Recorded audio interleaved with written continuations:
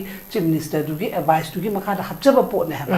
adu de adolam na moi gi kenu bahana ne ha ge ba bahana da puthok pai wani adu ka taseng na mana samvidhan du chajan follow to ge ha tar ga di huji su mana dum to bi ha bani dai na di phana adagi adu moi BJP gi su nation fast hai du di adu tari man heng kum tar sem na I did a state said my child is state can gather a rules to job the Haralore.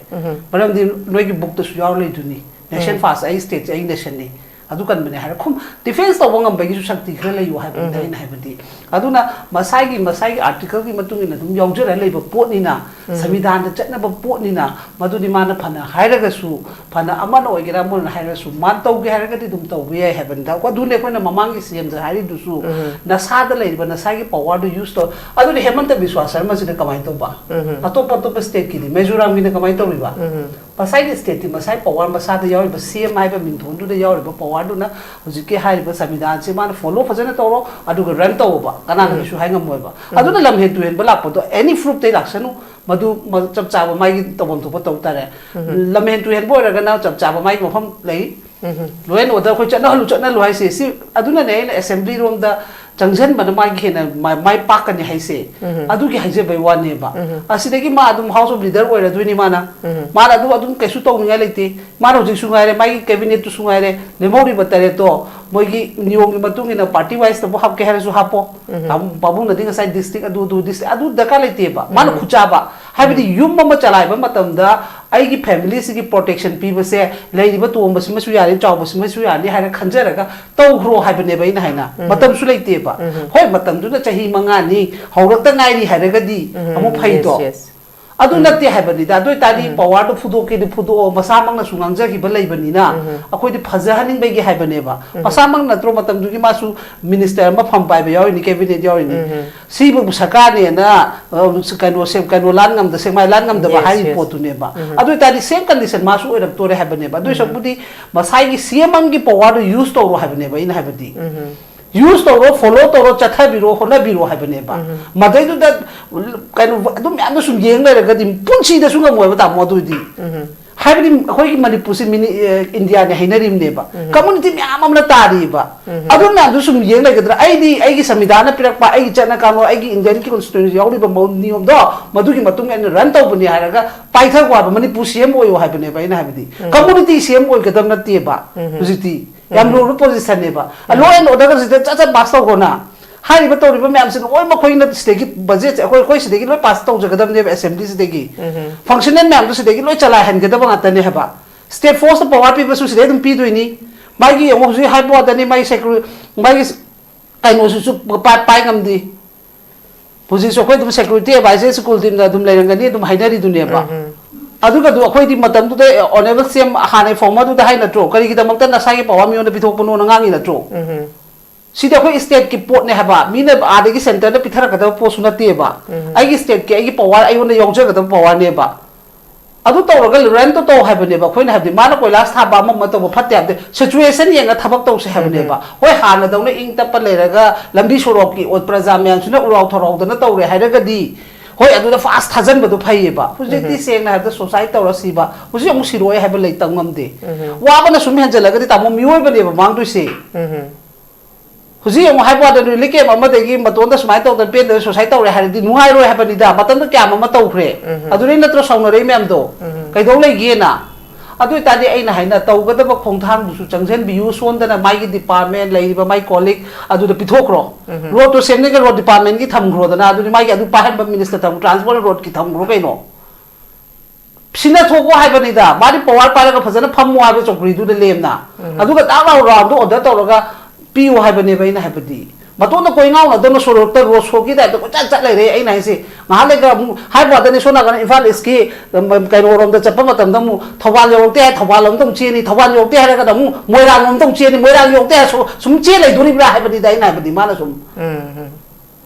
adu ma no yo hai ba li da na te ba in hai ba di ma na chokri do phammo mai cabinet me am do thammo adu ga mai ke do thado ko hai ba ne ba Madai tu la sorak podo, madu ki punishment o magi samidana piri bagi matung ina thabak to hai bane bain hadi. Ma sonda koi di honorable CM se koi sonda ji ongyo rok tere ne so ma lai nang che le duri bra ba. En hai se.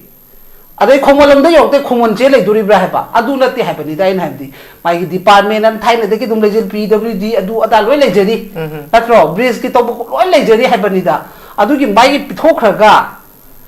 माना फजना run तो है बनी दाइन है बनी उसी ma'am जाके के दो केनो न तो डिप्टी सीएम नत्रो कांगपो पी नत्रो सुना कन से ए मसी लान थादोक तबे एड्रेस सिक्योरिटी टाइट तो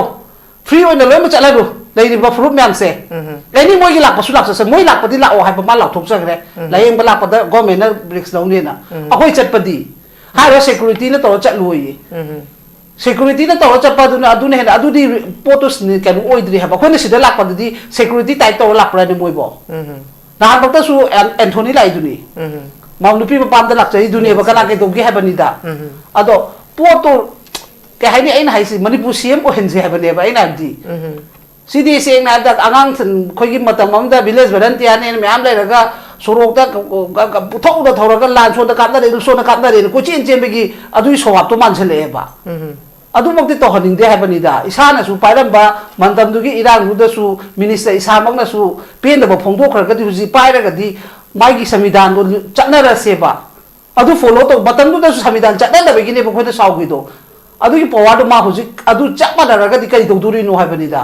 अदुनी मोय 27 की ड्रामा राबको अदुने आइना हिजो प्रजा मियाम द मित्रंग तौला मित्रंग की टाइप नि हाइसे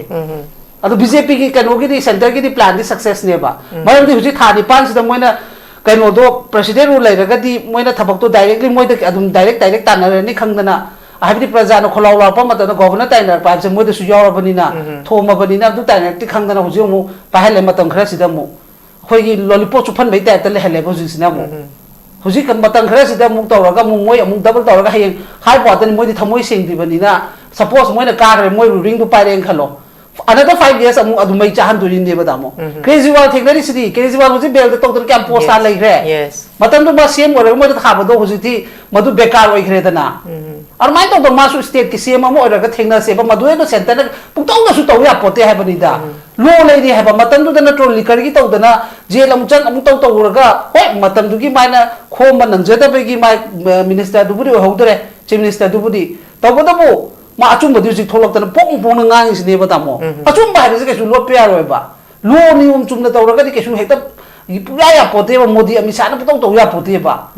मतमनि मतुंगिना दुम डाउन फॉल लाकने बा अनमाइ तो ऑनरेबल सेम सु अखोइ अदुम तामोना हाबिरि सिने बा अखोइ केंद्र की ददि दुम फजे बा तामो फये बा एक फते हाइ रोय बा केंद्र ददि प्रजा में वहां अदु हुजिति आइना मु हाइजरिसिना मणिपुर की सीएम अदु मणिपुर की निथौ ओइगरना मणिपुर निथौ ओइबिरो केंद्र दुना खर थादो से हाइबने बइन हाइबदी अदुगी पोता हाइजबने एक तोंगाना पासने आइदि मनिंग ममांग लेमिनै नेबा आई केसु साउदे आई केंद्र ददि फै अदु माइजिने मा सपोज अंदसु दुम काने बा कोइ केंद्र दे मरमदि केंद्र प्रजा की दे दुम खल्लेबा अमाइ खन्ब दुमाइना मणिपुर की सु खल्लसी मणिपुर की थबक तौसी चीफ मिनिस्टर की चौकरी दो नहान की तानर चौकरी दो तामोना फंगबनिना honourable prime minister chief minister से फंगबनिना मधु संविधान की मतुंग इबा फॉलो तो बहुरसी हाइबगी वाने बइन हाइबदी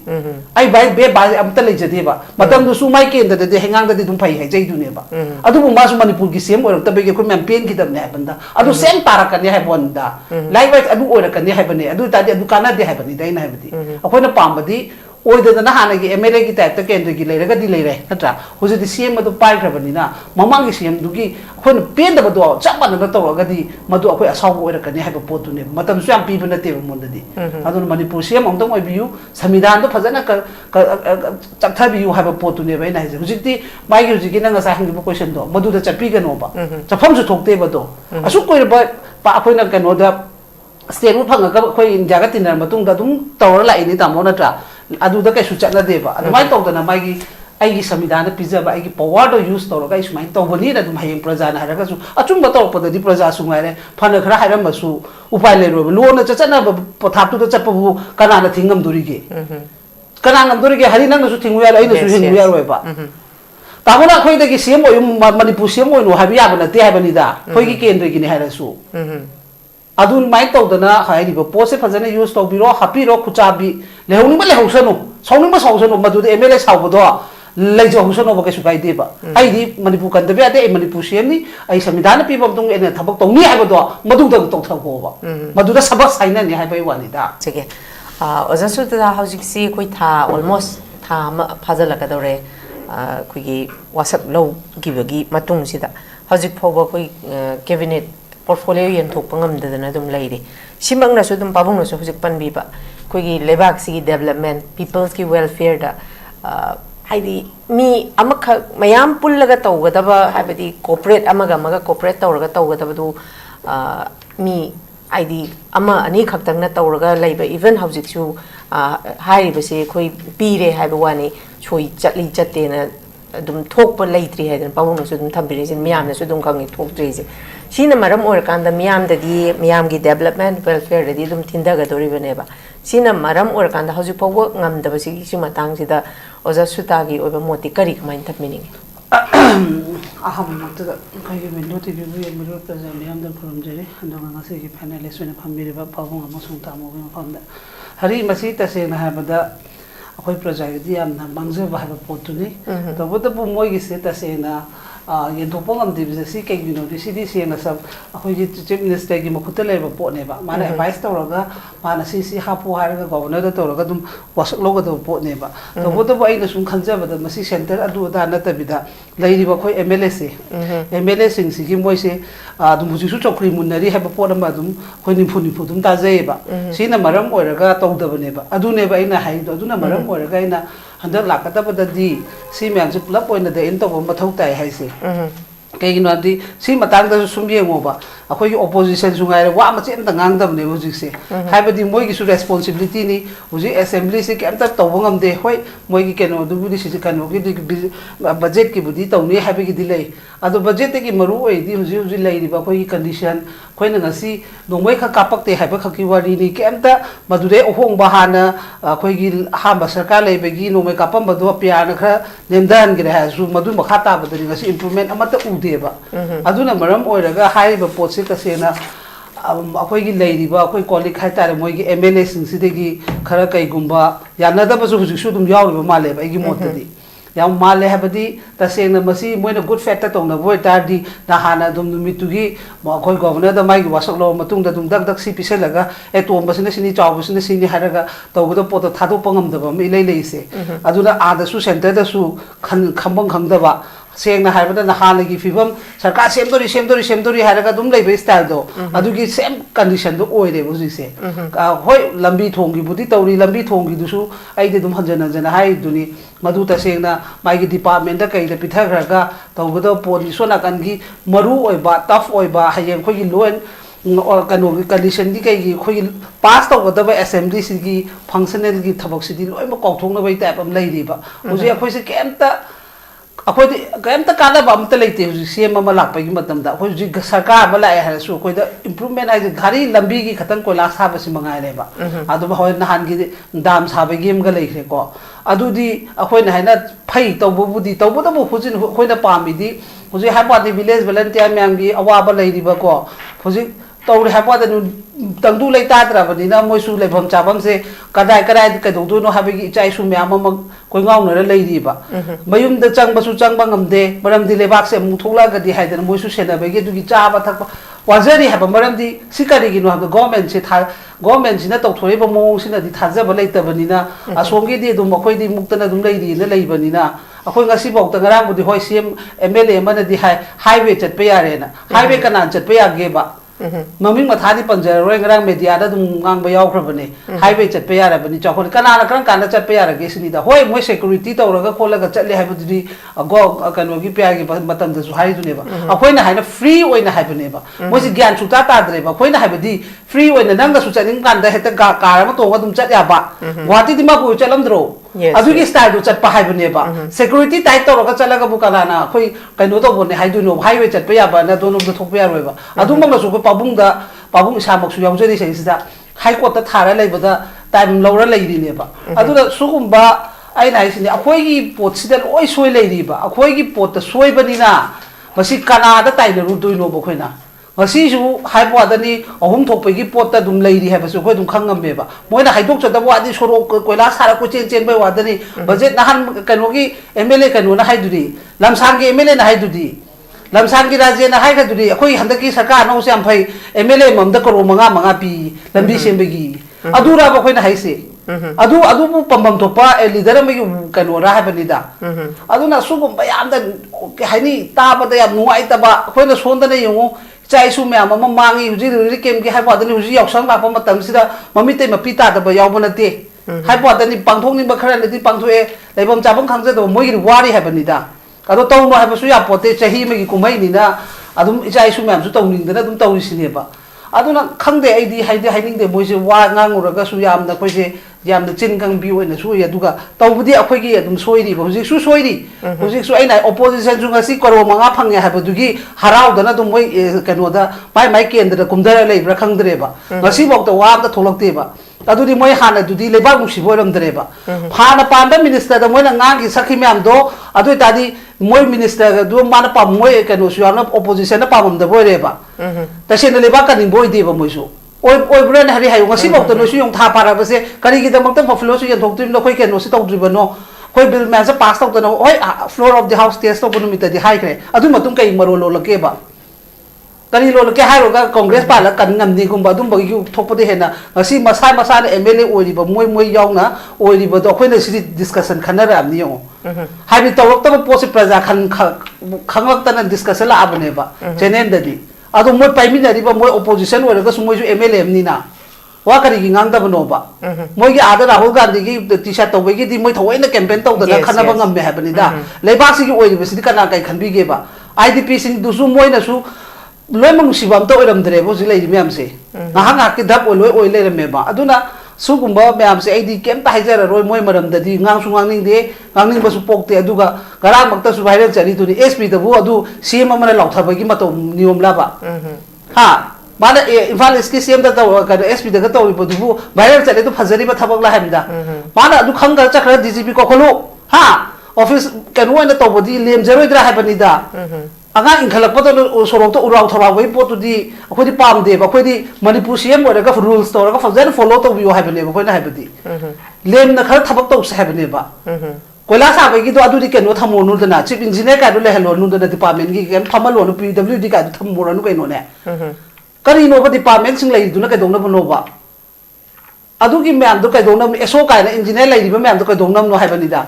loi yeng to ophai yeng to pochet padi tawko to adu di mana heng kano to kan na fam ba scc hai ga da pone ha bani da round chala adu di khoi da mai gi sona to ga da mo thodi to dra ga side ama da sum thei thok le be gi style man chale ba sidi natro masan ta ba natro sona ka na mai gi flo yen thok ta na mana pai ga tam na su akhoi na hai du report arum ba ma pumina ba yang ba ni hai du ni chamina ba hau ba ni hai du ni yes adu kari tawro ge ba khoi ngasi hoji suppose lebak ki kanu gi sorok to semi ngai da sona ka education da problem am lao ne suppose cm sina hoi kanu to da ma palam cha thokro ne kana na hen kanu to hoduri gi batamo adu ne very important responsibility has good governance has adu to orap to ne ba suppose cm se chat ya da bom gi ma palam da chakro ba tha ma gi kan visit ne chakro ba sida kana na no mai in charge to hodui se adu ko rules oi ba niom di tong ning de adu ga amna kano to de hera adu hari aina haisin moi masen gi yana da ba khara ui madu thune yana sarbiu hojik praja nem thai khangnu paisa se mayam da halam ban sing na ne khoi babung osu dum hai lai bani ano bani na khara matang ngai gi se habi khoi khang na lai ba ngata ni babung hai ko adu na khang mani ko khoi adu na tra bata ra ga di khoi media tho law ka ni loi mang ka ni discussion da hai ba se ai na han babung da ai thok sera ga ham ni babung na ngai ko ka tang yeng se hai ba gi myoi ba mo oi ba to bon adu sidi hemale ba sum hemale ba ado akhoi hana to ki ba sem do madu ga chama na khoi kholaw law ka ne ba maram di madu ya roi da ba pot ne ba khadrak matam to bi ro ba khoi da khoi awani hingi ba mi ata ne ba asi kana gum bam ta mami te mapita da ba yumam ta yok salak tra ba ne ba lambi mai kai mari se sa ya da na su no ga da mam da lai te lakna lai re ba amaga mag furan ba yang khali se kai maram gi no subang mom lai ta ba ne ba se very true asing mai ne ba masana tong jo da na tho gari tho da na driver da handle me to ba mam tong ining tam jar ga de hujik su risk lai na chap pa to mi ba si ba ki ba ni na adum hai bo da ni chap ngam de ba hai bai wan ne ba khara se upai le man da ba gi du en dai da chat pa khara yaw boi wan ni ta se ma free way na thamoi de gi ha na gi type to harau na chap pam lai te bu ji aduna maram oi ra ga in hai di sum ba tawam thok pa thabak ta to biu koilas tai kra tha ba du di mai department lai biri lai jeri ko aduna dum hayeng order to thabi ko adum chat kha da ba po ni adu hujik hai ba hayeng ko reng khalo sona ka na kai gum mom thoeng khalo education gi kana na sign tong duri ge adu gi help gi kana na tong duri ge ba tawngam di hai ba mi wela ba adu tadi ꯇꯧꯒꯗꯕꯗ ꯅꯠꯇ꯭ꯔꯒꯅ ꯃꯥꯅ ꯄꯨꯂꯞ ꯄꯥꯏꯔ ꯂꯩꯔꯦ ꯑꯁꯦꯡꯕꯗꯣ ꯍꯥꯏꯕꯤꯌꯨ ꯍꯥꯏꯕꯅꯦꯕ ꯑꯩꯈꯣꯏꯅ ꯍꯥꯏꯕꯗꯤ ꯄꯥꯏꯔꯒꯗꯤ ꯂꯩꯔꯤꯅꯦ ꯃꯥꯅ ꯄꯨꯂꯞ ꯃꯥꯅ ꯂꯣꯏ ꯄꯥꯏꯕ ꯂꯩꯕꯗꯨꯗꯤ ꯌꯥꯗꯤ ꯌꯥꯔꯣꯏꯕ ꯃꯣꯏ ꯃꯉꯥꯗꯨꯗ ꯑꯣꯏꯁꯨ ꯈꯔ ꯈꯔꯗꯤ ꯁꯤꯅ ꯊꯣꯛꯈ꯭ꯔꯣꯕ ꯑꯔꯦꯝꯕꯗꯨ ꯃꯥ ꯄꯥꯏꯍꯧꯔꯣꯕ ꯍꯥꯞꯄ ꯉꯝꯗ꯭ꯔꯦ ꯐꯔꯦ ꯕꯁ ꯊꯥ ꯅꯤꯄꯥꯟꯗꯅꯤꯅ ꯑꯗꯨꯝ ꯀꯩꯅꯣ ꯃꯇꯝ ꯁꯥꯡꯗꯕꯅꯤꯅ ꯍꯥꯏꯔꯒ ꯃꯣꯏ ꯈꯔꯗꯤ ꯌꯦꯟꯅꯔꯣꯕ ꯍꯧꯖꯤꯛ ꯍꯣꯝ ꯄꯥꯏꯔꯤꯅꯦ ꯍꯥꯏꯔꯒ ꯇꯥꯃꯣ ꯒꯣꯕꯤꯟꯗꯥꯁ ꯁꯥꯏꯟ ꯆꯠꯇ꯭ꯔꯗꯤ ꯀꯩꯗꯧꯗꯣꯏꯅꯣ ꯃꯤꯡꯗꯒꯤ ꯍꯣꯝ ꯍꯥꯏꯕ ꯋꯥꯗꯅꯤ ꯃꯣꯏꯅ ꯀꯔꯤ ꯀꯥꯟꯅꯗꯣꯔꯤꯒꯦꯕ ꯂꯣꯏꯅ ꯑꯣꯔꯗꯔꯁꯦ ꯀꯅꯥꯅ ꯇꯧꯗꯣꯏꯅꯣꯕꯁꯦ ꯃꯥꯅ ꯑꯗꯨꯝ ꯇꯧꯗꯣꯏ ꯅꯠꯇ꯭ꯔꯣ ꯑꯗꯨꯗꯤ ꯇꯧꯒꯗꯕ ꯃꯥꯅ ꯁꯣꯝꯗ ꯀꯣꯏꯂꯥꯁꯔꯣꯝꯒꯤ ꯆꯠꯂꯩꯔꯒꯗꯤ ꯀꯅꯥꯗꯅꯣꯕ ꯇꯧꯗꯣꯏ ꯊꯕꯛꯁꯦ aduna aina hayam nasu ngaling dere adu shopudi praja khoidi aina haijaba hanade dum hailai do fresh haibadi mi su like government su free anoba pami natta badana sugumba drama ne haidana mathong manghang dana sum tor pase akoi sawba sum hingalak namni seis da phajana tawbi ge haragadi matham tan automatically kajani yes yes kajane ba afaba thabak tawbi habane ba agi haji tokse habane ba khoina habdi haji toksi अखोई लेरिबा ma'am दो यासननब लंबी सिलो अदो मयाम सुंगाइरे लोय पाइदे यादे हाइबा लेते हुजि लेबाक से हम लुरबा मतमनि अदुना मरम ओइरगा अखोई लेबाक से खनबियो मतुंग नोय कानिंगक तारगदी अदु नत्रगा नोय सुमाइना नोय गी दमक त खल लेरगदी सुया यारो हाइबा पोतुनि अदो आई अहाम बगी ओइना हाइजेगे ऑनरेबल सीएम अखोई यानुसी अखोई रेस्पेक्ट तौजै तौगदबो लंबी से खरा ओनरे खोइना पामु बगी सीएम ओइनिंग हानबदुगा सोम सीएम तौथोरपसी डिफरेंस होरे हाने सीएम दो खों खुद पुले है सीएम दो चप मानरे है पोसे आई फर्स्ट थम्बे okay thank you very much सागचरी ओजा सुजता द लाक्चगे ओजा सुजता हौजिक पौदा खुगी डिप्यूटी सीएम से अमन नागा अमन कुकी अदिगी अखोगी बिग ब्रदर रोल लौरिबा तोंगन तोंगन बा कम्युनिटी सिगी मेजर रोल लौरिबा खुगी मैते गी द चीफ मिनिस्टर पीरे स्माइन तौदना मियाम ना हौजिक हाइदी कन्न सुमाइना कोई मिनिस्ट्री कोई एक्सपांड तौब ngam पोर्टफोलियो यंथोप ngam मसाई कम्युनिटी पॉलिटिक्स तौरकद्रा हाइबगी अकीब मखक्सु लैबा हाइबदी कुकी द पिरकपा कन्फ्लिक्ट सिन थोकपसिन सु मखोजु येंगा तौरपदी ओरम याइको मसिमंगना मसाई कम्युनिटी द बेस तौरग पॉलिटिक्स हाइदी येंगा हाइबगी केनो मखक्सु yang kanna miyamna thamme सी मतंगददी करी कमाइन थम्बिनी हरि तसेना हाबदा मधु आइयो वखलददी मधु थोइना मथौ तादे खले गवर्नमेंट अमा खोई स्टेट की सेमजेबा मतंदा कम्युनिटी वाइज त थबक तोगदम नते अमा ममांग दे खोई दुम स्टेट सरकार से दुम पाला लाई अतम मतन दुगी मागी खुचाबी दुम हपनै कनाना के हाइदे मरम दि मागी संविधान की मखा द मतुंग इन मागी चीफ मिनिस्टर दुगी एडवाइस दुगी मखा द हपजबा पोने हाबा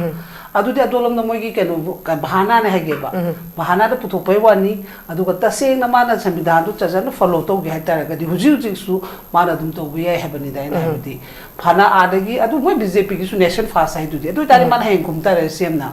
ए आई दिन आई स्टेट से मै चाल स्टेट कंजा दने आई दम आई रूल्स तोजबने हारे लोरे मरम दि नोय की बुक तो सु याव लेदुनी नेशन फास आई स्टेट आई नेशन ने अदु कन बने हारे खुम डिफेंस तो वंगम बगी शक्ति खरे लयु हाबन दाइन हाबदि अदुना मसाई आर्टिकल की मतुंगिना दुम यावजरा लेब पोटनिना संविधान द चटनब पोटनिना मदुदि माना फना हाइरगसु फना अमन ओइगेरा मोन हाइरसु मान तौगे हाइरगदि दुम तौबे याय हाबन दा को दुने कोना ममांगी सीएम ज हाइरि दुसु नसाद लेब नसागी पावर दु यूज तो अदुनि हेमंत विश्वास शर्मा सिने कमाइ तोबा अतोप स्टेट की मिजोराम की कमाइ तोबिबा मसाई स्टेट की मसाई पावर मसाद याव सीएम हाइबा मिंथोन दु याव पावर दुना हुजिके हाइबा संविधान से मान फॉलो फजन तौरो अदुग रन तौबा कना नसु हाइंगम मोइबा अदुना लमहे तुहेन बला पदो एनी प्रूफ ते लाक्सनु मधु चप चाबा माई तबम तो तौ तारे लमहे तुहेन बोरगना चप चाबा माई मफम लई लोयन ओदर खो चना हलु हाइसे सी अदुना ने असेंबली रोम दा चंगजन बन माई खेना माई पाकने हाइसे अदुगी हाइजे बै वानेबा असिदगी मा अदुम हाउस ऑफ लीडर ओइरा दुनी माना माना अदुम कैसु तौनिया लेते माना होजिक सुगाइरे माई कैबिनेट तु सुगाइरे लेमौरी बतरे तो मोगी नियम की मतुंगिना पार्टी वाइज तो हाप के हरसु हापो बाबू नदी साइड डिस्ट्रिक्ट अदु डिस्ट्रिक्ट अदु दका लेतेबा माना खुचाबा हाबिदि युम म चलाइबा मतमदा आइगी फैमिली सिगी प्रोटेक्शन पीबसे लेरिबा तोंबसिमसु यारि चावबसिमसु यारि हाइना खंजरगा तौग्रो हाइबने बैना हाइना मतम सु लेतेबा होय मतम दुना चही मंगा नि हौरक्ता नाइरी हाइरगदी अमु फैदो adu natti habani da doi tadi power to fudo ke fudo masamang na sungangja ki balai bani na akoi di phajahaning begi habane ba masamang na tro matam du ki masu minister ma pham pai ba yawi ni cabinet yawi ni si bu sarkar ne na kano sem kano lan ngam da semai lan ngam da ba hai potu ne ba adu tadi same condition masu oirak tore habane ba doi sabudi masai ki cm ki power use to ro habane ba in habadi use to follow to chatha biro hona biro habane ba madai du da kanu adum yam sum yeng le ga dim punchi da sunga moi ba modu di habani khoi ki manipur si mini india ne hainarim ne ba community myam amna tari ba adum yam sum yeng le ga dra ai gi samvidhana pirak pa ai chana kanu ai gi indian ki constitution yauri ba mau niom do madu ki matung en ran to buni ha ga paitha kwa ba manipur cm oyo habane ba ina habadi community cm oy ga dam na te ba hujiti yam lo position ne ba law and order ga sita cha pass to gona hai ba to ri ba myam sin oi ma khoi na state budget khoi state ki lo pass to ja ga dam ne assembly state ki functional myam to state ki lo chala han ga da ba ta ne ha ba state force power people su state dum pi do ni mai gi mo su hai bo da ni mai security mai gi kai no su pai ngam di position khoi dum security advisor school din da dum lai rang ni dum hainari du ne ba aduga du akhoi di matam tu de honorable cm hane former du da hai na tro kari ki damak ta na sai power mi on bi thok pono na ngangi na tro sida akhoi state ki port ne ha ba mi ne ade ki center na pithara ka da po suna te ba ai ki state ki ai ki power ai on yong je ka da power ne ba adu to ga ran to ha ba ne ba khoi na ha di ma na koi last ha ba ma to ba phat ya de situation yang ga thabak to se ha ba ne ba hoi ha na dong ne ing ta pa le ra ga lambi sorok ki ot praja myam suna urau thorok da na to re ha ra ga di hoi adu da fast thajan ba du phai ba hujiti seng na da society to ra si ba huji amu siroi ha ba lai tang ngam de wa ba na sum han jala ga di ta mo mioi ba ne ba mang du se huji amu hai ba da ri like ma de gi maton da smai to da pen da society to re ha di nuai roi ha ba ni da matan da kya ma to khre adu ri na tro song na re myam do kai do lai gi na adu ta di ai na hai na to ga da ba khong thang bu su changjen bi yu son da na mai gi department lai ba mai colleague adu da pithok ro road to semne ga road department ki tham gro da na adu ni mai gi adu pa ba minister tham transport road ki tham gro kai no sina thoko hai ba ni da mari power pa ga phajana phammo ha ba chokri du de lem na adu ga ta ga round do order to ga piu hai ba ne ba ina hai ba di maton da koi ngau na don so ta ro so ki da ko chat chat lai re ai nai se ma le ga hai ba da ni so na ga infal iski kai ro rom da chap ma tam da mu thawal yo te thawal lom tong che ni thawal yo te ha ga da mu moirang lom tong che ni moirang yo te so sum che lai duri bra hai ba di da ina ba di ma na sum adu ma no yo hai ba li da na te ba ina hai ba di ma na chokri do phammo mai gi cabinet myam do thammo adu ga mai ke do thado ko hai ba ne ba madai du sorak podo madu ki punishment no magi samvidhana piri bai matung ina thabak to hai bne bai habi ma sonda khoi di honorable cm se khoi sonda ju ong yorok tere ne sogoma lai nang che lai duri bra ba en hai se adai khomolam da yorok te khomon che lai duri bra ha ba adu lati hai bani dai na habi magi department an thai ne de ki dum lai jil pwd adu ada loi lai jeri tatro bridge ki to loi lai jeri hai bani da adu ki magi pithok ga mana phajana ran to hai bani da in hai bani hoji mem cha ke ken do ken na to deputy cm na tro kangpok pi na tro suna kan se masi lan thadok ta bya address security tai to free on the loi ma chala do lai ni ba fruit myam se lai ni moi gi lak pa su lak se moi lak pa di la o hai pa ma lak thok sa gre lai em ba lak pa da government na bricks down ni na akoi chat pa di ha ro security na to chat loi security na to chat pa du na adu ne adu di potos ni kan oi dri ha ba khoi na sida lak pa di security tai to lak pra ni moi bo na bakta su Anthony lai duni mau nupi pa pam da lak chai duni ba kana ke dong ki ha bani da ado poto ke hai ni ai na hai si manipur cm ko hen je ha bani ba ai na di sidi se na da angang than khoi gi matam am da village volunteer ne me am lai ra sorok da ga puthok da thora ga lan so da kap da re so na kap da re ko chen chen be gi adu so hap to man chale ba adu mak ti to haning de ha bani da isa na su pairam ba mantam du gi irang du da su minister isa mak na su pen da ba phong do khar ga di ji pai ra ga di mai gi samvidhan do chana ra se ba adu follow to batam du da su samvidhan chana da be gi ne ba khoi da saw gi do adu gi power do ma hu ji adu chak ma da ra ga di kai do duri no ha bani da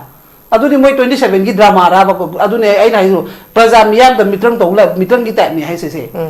adu bjp gi kano gi di center gi di plan di success ne ba mai di hu ji thani pan si da moi na kaino do president ru lai ra ga di moi na thabak to directly moi da adum direct ta na ni khang da na habdi praja no kholaw la pa ma da governor tai na pa je moi da su yaw ra bani na thoma bani na du tai na ti khang da na hu ji mu pa hai le ma tam khra si da mu khoi gi lollipop chu phan bai ta ta le hele bo ji si na mu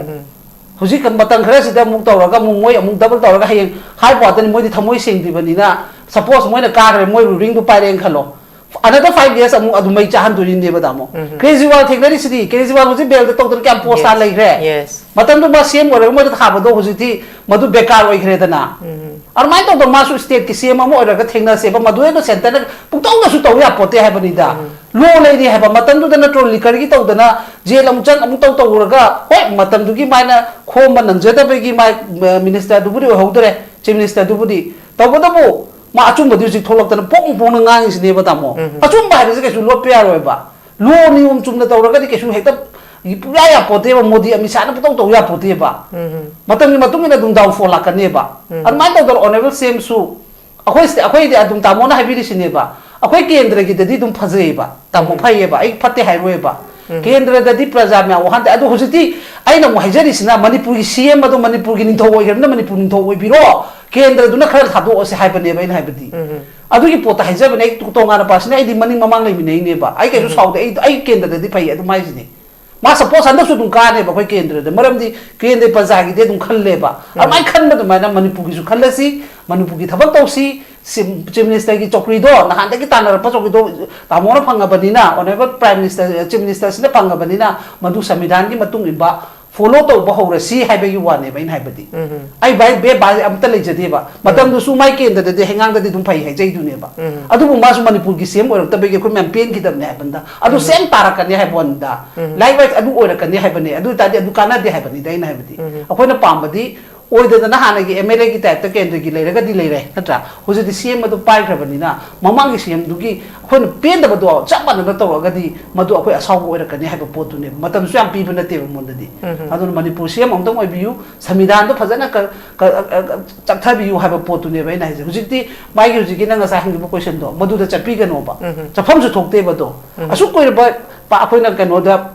state mu phanga ga khoi india ga tinar matung da dum tawra lai ni ta mo na tra adu da kai su chatna de ba adu mai taw da na mai gi ai gi samidhan pizza ba ai gi power do use taw ga isu mai taw bani da dum hayeng praja na haraga su achum ba taw pa da di praja su ngai re phana khara hairam ba su upai le ro lo na chachana ba pathap tu da chap bu kana na thingam duri ge